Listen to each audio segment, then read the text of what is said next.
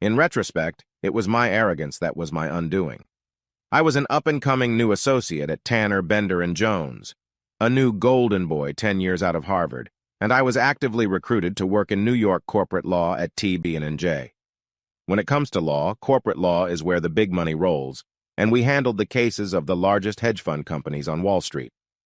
I was moving quickly toward partnership. I have a lovely wife, Sharon, 2 young children, and a secretary, Tracy, who I love to bend over my desk. Her husband, Jason, is in the military and spends a lot of time traveling. I haven't met him yet, but I know he's home on a 30-day leave and will be attending the company Christmas party that evening.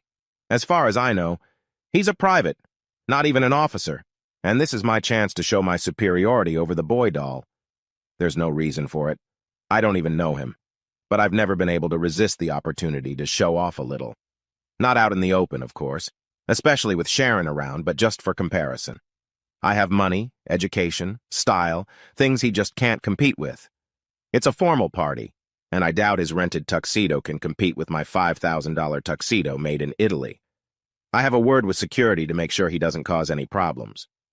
I still remember his first appearance in the ballroom. It's like Brad Pitt, only better looking and fitter. He's about 28, and he's wearing a Marine Corps dress uniform that seemed to grow on him like a second skin. It made all of us, with our Italian designers and fancy tuxedos, seem shabby.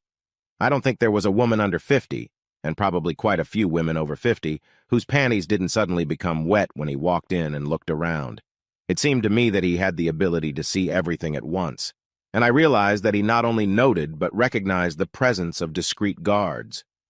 We met, and as I shook his hand, I realized that from afar he looked like Brad Pitt, but up close he looked more formidable. His face was young, but his eyes were clear, determined, and focused. Soon we were all sitting together. Tables for 8 were set up in the ballroom. Tracy, my secretary, sits at my table with my wife, another older lawyer, his secretary, and their spouses. Jason and Tracy sit across from me and my wife. "What do you do in the Marine Corps, Mr. Smith?" My wife asks him. "Call me Jason, please, Mrs. Brady," he replies. "I'm in charge of the Scout Sniper Unit. It consists of 3 Scout Sniper teams." "What is a Scout Sniper team?" "Basically, each squad consists of 3 people," he answered. "A sniper, an adjuster, and an assistant. The sniper is the shooter, the adjuster selects the targets, checks the results, and supports the sniper, and the assistant has their backs. So while the sniper and adjuster are focused on the enemy in front, he has their backs and sides covered from attack." Next, he looked directly at me to continue. "In a way, it's like a marriage. Each team member depends on the other, and that requires a high level of trust. A sniper can't have his own back, so he trusts an assistant to do it. Both the sniper and the adjuster are trained scout snipers, so they can switch roles as needed, but it's really a 3-man team, and each has to have complete trust in the other. So you don't do the shooting yourself." "Do the snipers do that?" my wife asked. "Not so much anymore. I used to be the lead sniper on the team, but now I do it less and less often." Tracy and I exchanged glances. "Have you shot people before?" she asked him. "Yes, I have 43 confirmed kills," he replied. "You've killed 43 people?" she asked. "No, dear," he replied. She breathed a sigh of relief. "I said I have 43 confirmed murders. Over the years, I've killed probably 5 or 10 times that many. Normally, when it comes to intelligence, you don't keep a record of the people you've killed. Once you get over 100, you start losing count. I must say, this salmon is delicious. You don't seem to be eating anything, dear. Are you all right?" "I just didn't know you killed people. I mean, I knew you were in the Marines, but I thought you were just a clerk or something." "No, honey. That's why I enlisted, instead of getting an officer's commission. I wanted to qualify as a reconnaissance sniper, and they don't train officers for that. I thought maybe I could regain control of the situation, so I entered the conversation. "Don't you have to have a college degree to be an officer?" I asked him. He looked at me like I was a worm.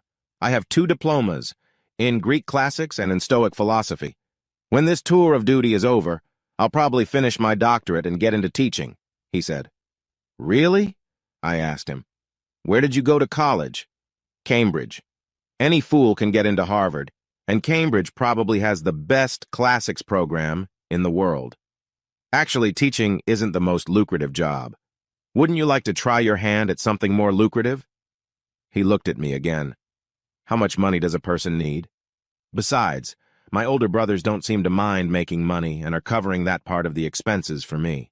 You may know them, John and James Taylor. TriJ Hedge Fund.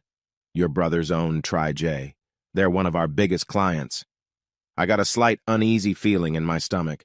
If it ever came out that I seduced the wife of the brother of TriJ's owners, my career would be over. In a way. TriJ is James, John, and Jason. When they wanted to start TriJ, we each took $500 million from our trust fund as seed money and pooled it together. So technically, each of us owns a third of it. But it's worth billions, I told him. Tracy looked at him with interest. Do you have a $500 million trust fund?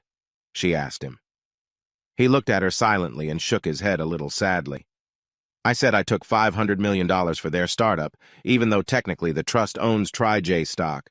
I think there was about $400 million left in there at the time, but I don't know how much it's worth now. Probably 2 or 3 billion. So we're billionaires then? She asked. I am, he replied.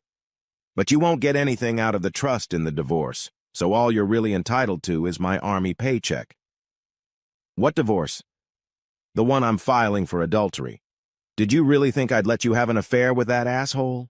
He said, pointing at me. Sharon and I are filing next week. I'm not having an affair, she said. Really? So those videos of him bending you over his desk were some sort of training? He looked at me.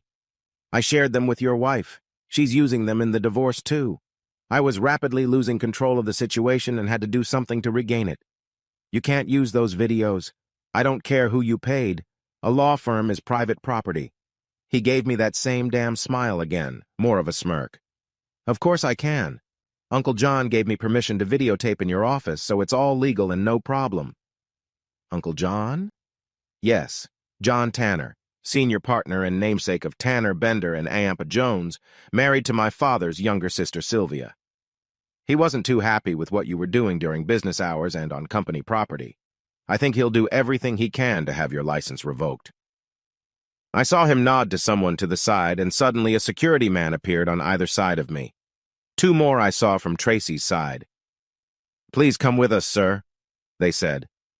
Jason looked at Tracy a little sadly. Please come through with these gentlemen, dear. They have some paperwork for both of you. And don't you dare go home. I've changed the locks on the apartment. We were led out of the room and into the hallway where they handed us both divorce papers and me a restraining order. John Tanner couldn't disbar me, but he fired me and made it so I could no longer get a job in New York, and I ended up back in Kentucky, where I chase injured people around in ambulances, convincing them to seek money from the person or company at fault. In the divorce, Sharon ripped me off. I think her lawyers were paid for by Jason, and no one would take my case. I ended up defending myself and was found guilty. Child support was based on the average income for the previous 5 years, and I now make 1/10 of that. I think Tracy ended up staying with her parents.